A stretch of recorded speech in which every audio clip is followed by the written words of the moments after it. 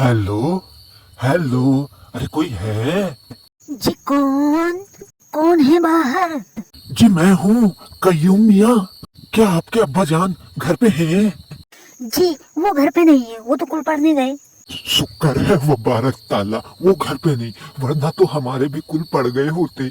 ए सुनो, कल मैंने खीर भेजी थी, क्या तुमने हड़प कर ली? जी नहीं, वो तो अब्बा जान खा गए। तो भाई तुम्हारे अब्बा जान क्या क्या खाएंगे? पहले मेरी जायदाद खा गए, फिर बच्चों की रेजगारी खा गए, अब कल कुचला भेजूंगा वो भी अपने अब्बा जान को खिलाना। ए अच्छा सुनो, देखना गली में कोई है तो नहीं। जी नहीं, कोई नहीं है। तो वह हर वक्त धड़का सा लगा रहता है कि गली का कोई लड़का आकर हमें देख ना ले और मेरे पे डंडे ना बरसा दे। ये चोरी छुपे की मोहब्बत भी बड़ी बेकार होती है बेगम। हर वक्त गली के लड़कों का धड़का लगा रहता है और तुम्हारे अब्बा जान का अलग। तुम वक्त मारा तुम्हारा अब्बा पता नहीं इस दुनिया से कब रुखसत होगा और मैं तुम्हें कब लेके भागूंगा। तुम्हारी हिम्मत कैसे हुई मेरे अब्बा जान को ऐसा कहने की? मैं तो बस अपनी सेफ्टी के लिए कह रहा था बेगम। बेगम गलत हो गया वैसे। खीर के डब्बे में एक पर्चा था और उसमें मुलाकात का एक वक्त लिखा था। अब तुम्हारे अब्बा जान वहाँ पहुंच गए तो वह क्या होगा? तुम्हारे अब्बा जान ये सोचकर घर से निकलेंगे कि वहाँ कोई हसीना उनसे मिलेगी, पर वहाँ हसीना नहीं हसीना होगा।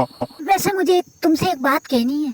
कहो बेगम, पर कहीं गाड़ी की तो बात नहीं है? देखो बेगम, मैं तुम्हें साफ बता देना चाहता हूँ कि मैं तुम्हें गाड़ी नहीं दिला सकता, क्योंकि तुम्हारे चक्कर में मैंने अपने अब्बा की सारी जायदाद बेच डाली। बस मेरे अब्बा के पास एक आखिरी निशानी बची थी, पैजामे का एक नाड़ा। उनके अब्बा ने उनको वसीयत में दी थी और वो मुझे देना चाहते थे, पर मैंने तुम्हारे प्यार के चक्कर में अपने अब्बा के पैजामे से वो नाड़ा निकाल कर दर्जी के वहाँ बेच डाला। अब अब्बा बिना नाड़े वाला पैजामा पहनकर घूमते हैं। इसी दिन वो पैजामा उतर गया तो अब्बा के लोगों के सामने बड़ी बेइज्जती होगी, क्योंकि वो अंदर से कच्छा भी नहीं पहनते। बता दिया, सारे राज खुल जाएंगे अब्बा के क्या अंदर क्या क्या चीज रखते हैं अब्बा। और ये सब तुम्हारे प्यार के चक्कर में होगा, ये मैं बता दिया। मैं तुम्हें आखिरी बात बता देना चाहता हूँ, मेरे से कोई फरमाइश की उम्मीद नहीं रखना, अब बता रहा हूँ। एक आखिरी कच्चा बचा है मेरे पास, वो भी अब्बा ने मुझे 200 साल पहले दिलवाया था। उसमें भी 300 छेद हो चुके हैं और उससे भी कोई खरीदना नहीं चाह रहा। तो मैं तुम्हारी कोई ख्वाहिश पूरी नहीं कर सकता, मैं हाथ पीछे करता हूँ भाई, मुझे कोई बात नहीं सुननी तुम्हारी। एक बार मेरी बात सुन तो लो। तुम्हारे बारे में तारीफ हो रही थी, कल अब्बा तुम्हारे बारे में तारीफ कर रहे थे। अच्छा, तुम्हारे अब्बा जान मेरे बारे में तारीफ कर रहे थे? सुनाओ सुनाओ। बोल रहे थे कि बगल के साहबजादे ने जिस तरह से हमारे घर का पानी भरा है, हमें तो काम वाले को हटाकर इसे ही रख लेना चाहिए। किसी के काम पे लात मारना अच्छी बात तो नहीं बेगम। वैसे कल तुम्हारे बारे में भी हमारे घर में बड़ी तारीफें हो रही थी। कल चिलचिलाती धूप में अम्मी गत्ते का पंखा बनाकर चली जा रही थी और तुम्हारे बारे में बातें कही जा रही थी कि जिस तरह से बगल की साहबजादी ने फर्श में पोछा मारा है, काम वाली मासी को हटाकर आपके रखने की तबीयत कर रही है। हाय अल्लाह, सच?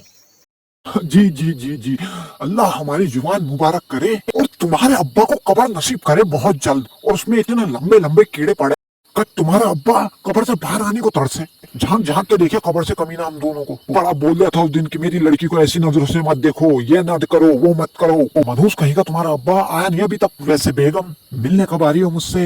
ए सुनो, जरा हाथ तो पकड़वाना अपना। हाय अल्लाह, नहीं, गली के किसी लड़के ने देख लिया, तोबा, इतनी बेइज्जती होगी कि क्या बताऊं। एक तुम्हारे गली के लड़के मनहूस टीबी के मरीज, पतले पतले से सींग जैसे, के पी के मार मार के जगह जगह थूक देते हैं कमीने।